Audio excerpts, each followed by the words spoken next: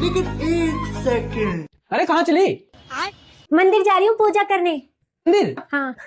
जरा एक बार ये सुनना। सबसे पहले अपने सास ससुर की सेवा करो, इनसे बड़ा कोई भगवान नहीं है, यही देंगे आशीर्वाद तुम्हें। कुछ समझी? हाँ, क्या? भगवान का वास सास ससुर में ही है। हाँ बात तो सही है। अभी मजा आएगा ना भिड़ो। बहू ये क्या कर रही है? मम्मी जी आपकी पूजा। अब देख तू, अब देख तू। रुको जरा, सबर करो। No no no no.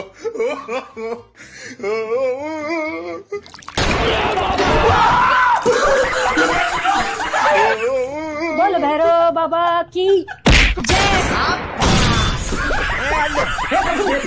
Hari Ram Krishna Jagannath Premanand. अरे ये क्या किया? मम्मी जी की पूजा।